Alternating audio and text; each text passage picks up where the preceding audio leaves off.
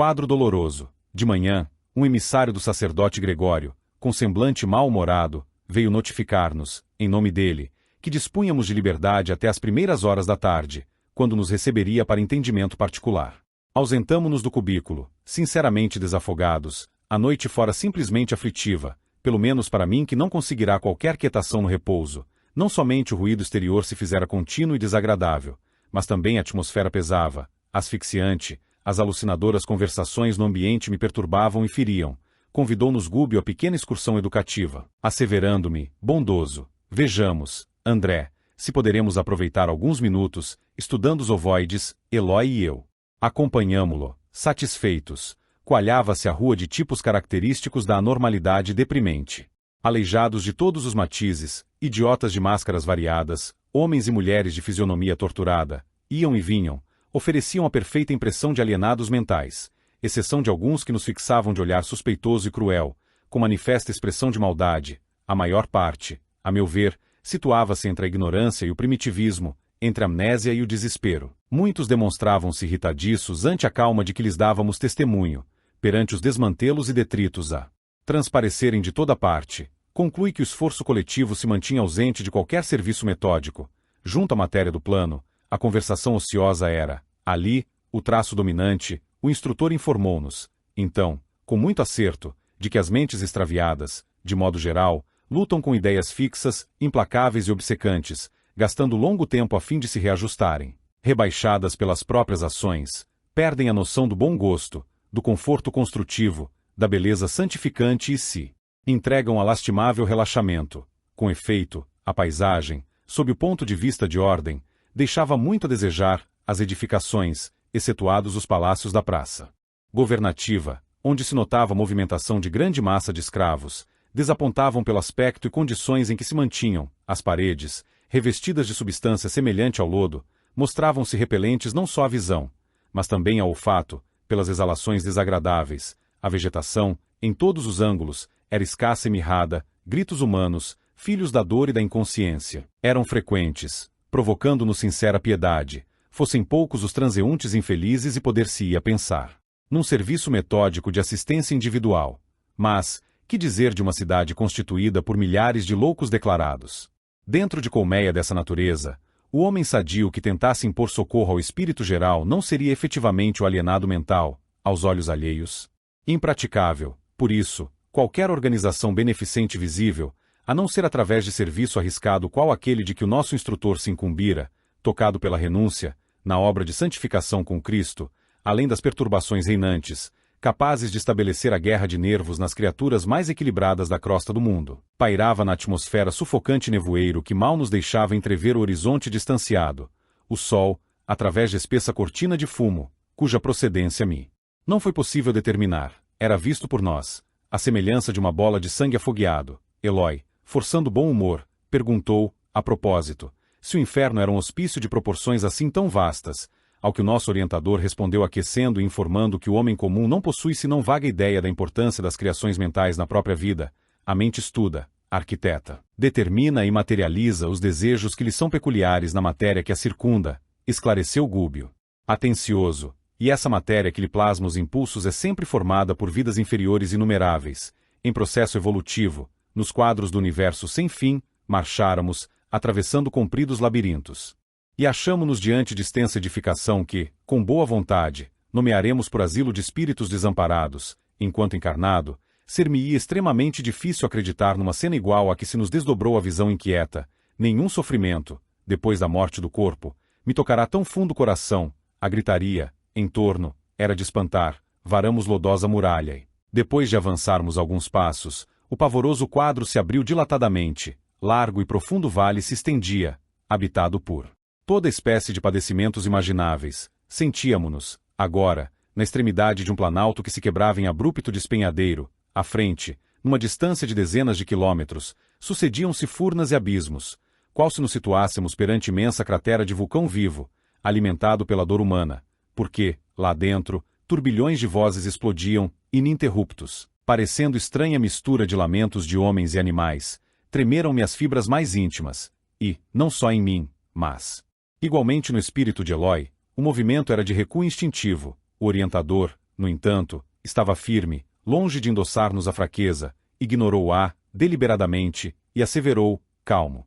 Amontoam-se aqui, como se fossem lenhos secos, milhares de criaturas que abusaram de sagrados dons da vida, são réus da própria consciência. Personalidades que alcançaram a sobrevivência sobre as ruínas do próprio eu, confinados em escuro setor de alienação mental, esgotam resíduos envenenados que acumularam na esfera íntima, através de longos anos vazios de trabalho edificante, no mundo físico, entregando-se, presentemente, a infindáveis dias de tortura redentora, e, talvez porque nosso espanto crescesse à vista da tela aflitiva e tenebrosa, acrescentou, sereno. Não estamos contemplando senão a superfície de trevosos cárceres a se confundirem com os precipícios subcrostais. Mas não haverá recurso a tanto desamparo? Indagou Eloy. Compungidamente, Gúbio refletiu alguns momentos rápidos. E aduziu em tom grave. Quando encontramos um morto de cada vez, é fácil conceder-lhe sepultura condigna. Mas, se os cadáveres são contados por multidões, nada nos resta senão adotar a vala comum. Todos os espíritos renascem nos círculos carnais para destruírem os ídolos da mentira e da sombra e entronizarem, dentro de si mesmos, os princípios da sublimação vitoriosa para a eternidade, quando não se encontram em simples estrada evolutiva. Contudo, nas demonstrações de ordem superior que lhes cabem, preferem, na maioria das ocasiões, adorar a morte na ociosidade, na ignorância agressiva ou no crime disfarçado, olvidando a gloriosa imortalidade que lhes compete atingir, ao invés de estruturarem destino santificante, com vistas ao porvir infinito, menosprezam oportunidades de crescimento, fogem ao aprendizado salutar e contraem débitos clamorosos, retardando a obra de elevação própria, e se eles mesmos, senhores de preciosos dons de inteligência, com todo o acervo de revelações religiosas de que dispõem para solucionar os problemas da alma, se confiam voluntariamente a semelhante atraso, que nos resta fazer se não seguir nas linhas de paciência por onde se regula a influenciação dos nossos benfeitores? Sem dúvida, esta paisagem é inquietante e angustiosa, mas compreensível e necessária. Perguntei-lhe se naqueles sítios purgatoriais não havia companheiros amigos, detentores da missão de consolar, ao que o nosso instrutor respondeu afirmativamente. Sim, disse. Esta imensa coletividade dentro da qual preponderam individualidades que pelo sofrimento contínuo se caracterizam pelo comportamento subhumano, não está esquecida. A renúncia opera com Jesus, em toda parte. Agora, todavia, não dispomos de ensejos para a identificação de missionários e servidores do bem. Vamos ao estudo que nos interessa de mais perto. Descemos alguns metros e encontramos esquálida mulher estendida no solo. Gúbio nela fixou os olhos muito lúcidos, e depois de alguns momentos, recomendou-nos seguir-lhe a observação acurada. Vês, realmente, André?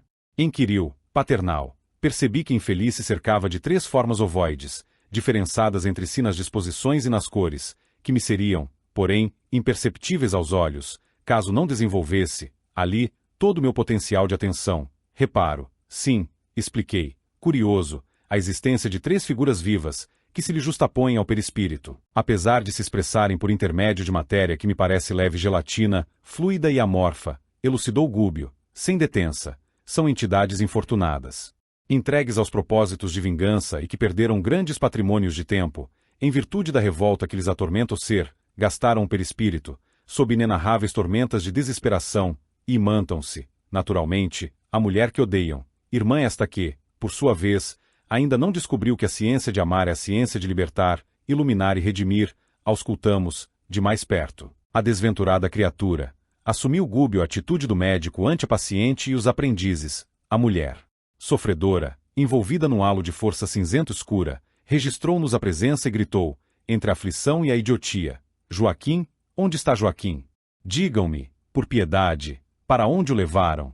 Ajudem-me, ajudem-me. O nosso orientador tranquilizou-a com algumas palavras, e não lhe conferindo maior atenção, além daquela que o psiquiatra dispensa ao enfermo em crise grave, observou-nos: examinem os ovoides, sondem-nos, magneticamente, com as mãos, operei, expedito, toquei o primeiro e notei que reagia, positivamente, liguei, num ato de vontade. Minha capacidade de ouvir ao campo íntimo da forma, assombrado, ouvi gemidos e frases, como que longínquos, pelo fio do pensamento: vingança. Vingança, não descansarei até ao fim, esta mulher infame me pagará. Repeti a experiência com os 2 outros e os resultados foram idênticos. As exclamações assassina, assassina, transbordavam de cada um. Após afagar a doente com fraternal carinho, analisando-a, atencioso, o instrutor dirigiu-nos a palavra: esclarecendo. Joaquim será naturalmente o companheiro que a precedeu nas lides da reencarnação. Certo, já regressou à terra mais densa, a fim de preparar-lhe lugar. A pobrezinha está esperando o ensejo de retorno à luta benéfica, vejo-lhe o drama cruel. Foi tirânica senhora de escravos no século que findou. Percebo-lhe as recordações da fazenda próspera e feliz, nos arquivos mentais. Foi jovem e bela, mas desposou, consoante o programa de provas salvadoras, um cavalheiro de idade madura, que, a seu turno, já assumirá compromissos sentimentais com humilde filha do cativeiro. Embora mudança natural de vida, a face do casamento, não abandonou ele o débito contraído. Em razão disso, a pobre mãe escrava, ainda moça, penitente e desditosa, prosseguiu agregada à propriedade rural com os rebentos de seu amor menos feliz. Com a passagem do tempo, a esposa requestada e fascinante conheceu toda a extensão do assunto e revelou a irascibilidade que lhe povoava a alma. Dirigiu-se ao marido, colérica e violenta. Dobrando aos caprichos que lhe exacerbavam a mente, a escrava sofredora foi separada de ambos os filhos que possuía e vendida para uma região palustre onde em breve encontrou a morte pela febre maligna. Os dois rapazes, metidos no tronco, padeceram vexames e flagelações em frente da senzala. Acusados de ladrões, pelo capataz, a instâncias da senhora dominada de egoísmo terrificante, passaram a exibir pesada corrente no pescoço ferido, viveram, no passado, sob humilhações incessantes, no curso de reduzidos meses, caíram sem remissão, minados pela tuberculose que ninguém socorreu, desencarnados, reuniram-se à genitora revoltada, formando um trio perturbador na organização ruralista que os expulsara, sustentando sinistros propósitos de desforço. Não obstante convidados à tolerância e ao perdão por amigos espirituais que os visitavam frequentemente. Nunca cederam um tio nos planos sombrios em que penhoraram o coração, atacaram, desapiedados, a mulher que os tratara com dureza, impondo-lhe destrutivo remorso ao espírito vacilante e fraco, dominando-lhe a vida psíquica, transformaram-se para ela em perigosos carrascos invisíveis, utilizando todos os processos de luta suscetíveis de acentuar-lhe as perturbações, adoeceu ela, por isso, gravemente, desafiando conselhos e medidas de cura, embora socorrida por médicos e padres diversos, não mais. Recobrou o equilíbrio orgânico, arrasou-se-lhe o corpo físico, a pouco e pouco, incapaz de expandir-se mentalmente, no idealismo superior, que corrige desvarios íntimos e faculta a cooperação vibratória das almas que respiram em esferas mais elevadas. A desditosa fazendeira sofreu, insulada no orgulho destrutivo que lhe assinalava o caminho, 10 anos de mágoas constantes e indefiníveis. Claro que possuía, por sua vez, amigos prontos a lhe estenderem generosas mãos por ocasião da morte do corpo que se tornou inevitável. Contudo, quando nos enseguecemos no mal, inabilitamo-nos, por nós mesmos, à recepção de qualquer recurso do bem. O instrutor fez ligeira pausa na narrativa e continuou, exonerada dos liames carnais, viu-se perseguida pelas vítimas de outro tempo, anulando-se-lhe a capacidade de iniciativa em virtude das emissões vibratórias do próprio medo perturbador. Padeceu muitíssimo, não obstante contemplada pela compaixão de benfeitores do alto que sempre tentaram conduzi-la à humildade e à renovação pelo amor. Mas o ódio permutado é uma fornalha ardente, mantenedora de cegueira e sublevação. Desencarnado o esposo, veio semilouco encontrá-la no mesmo invencível abatimento. Incapaz de socorrê-la em vista das próprias dores que o constrangiam a difíceis retificações, os impiedosos adversários prosseguiram na obra deplorável, ainda mesmo depois de perderem a organização perispirítica, aderiram a ela, com os princípios de matéria mental em que se revestem.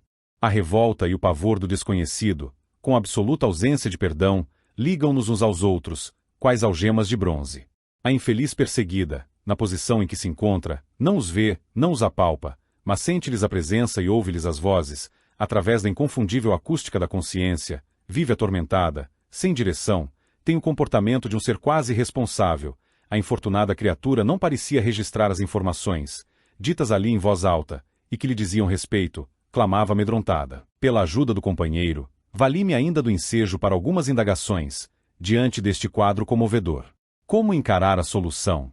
Desfechei a pergunta direta. Gúbio, todavia, observou, muito calmo. Gastaremos tempo, a perturbação vem de inesperado, instala-se à pressa, entretanto, retirar-se muito devagar, aguardemos a obra paciente dos dias. Após uma pausa expressiva, acentuou. Tudo me faz crer que os missionários da caridade já lhe reconduziram o esposo às correntes da reencarnação e é de supor que esta irmã se acha em vias de seguir-lhe as pegadas. A breve tempo, naturalmente, renascerá em círculos de vida torturada, enfrentando obstáculos imensos para reencontrar o ex-esposo e partilhar-lhe as experiências futuras. Então, os inimigos ser-lhe-ão filhos. Indaguei, ansioso, quebrando-lhe as reticências. Como não?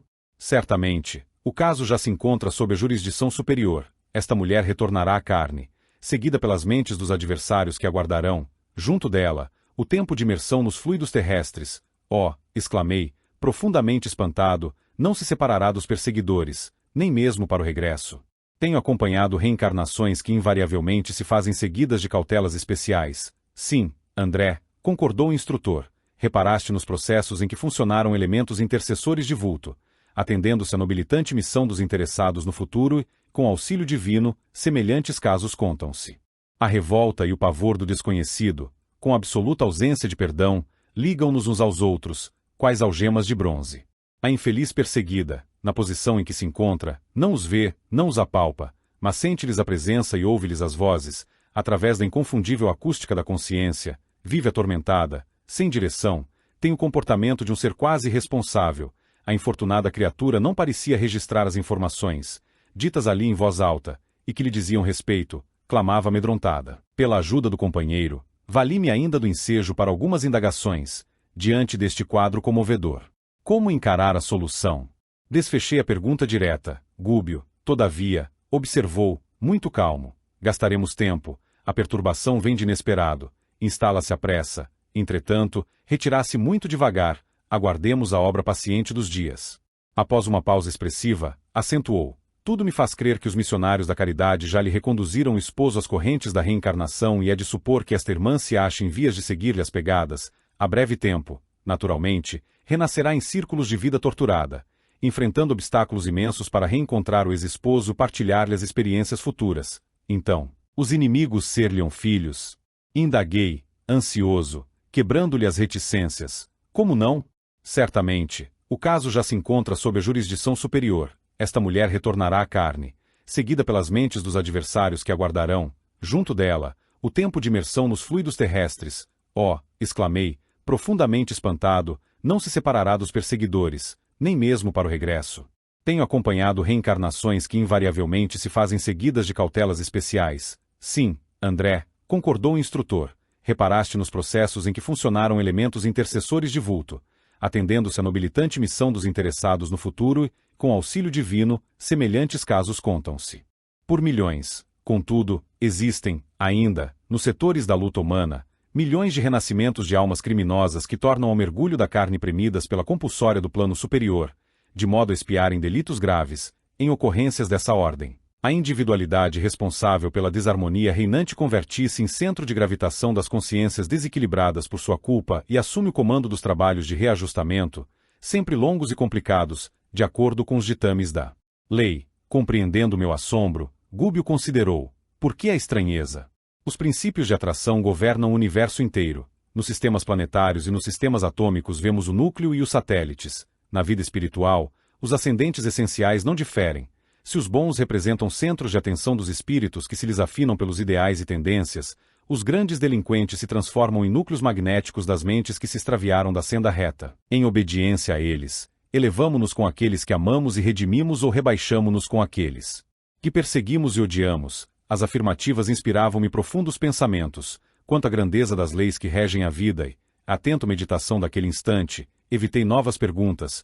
O instrutor acariciou a fronte da criatura desventurada, envolvendo-a, intencionalmente, numa bênção de fluidos divinos e acrescentou: pobre irmã, que o céu a fortaleça na jornada por empreender, seguida de perto pela influência dos seres que com ela se projetaram no abismo mental do ódio, terá infância dolorosa e sombria pelos pesares desconhecidos que se lhe acumularão, incompreensivelmente, na alma opressa, conhecerá enfermidades de diagnose impossível, por enquanto, no quadro dos conhecimentos humanos, por se originarem da persistente e invisível atuação dos inimigos de outra época, terá mocidade torturada por sonhos de maternidade e não repousará, intimamente, enquanto não oscular, no próprio colo.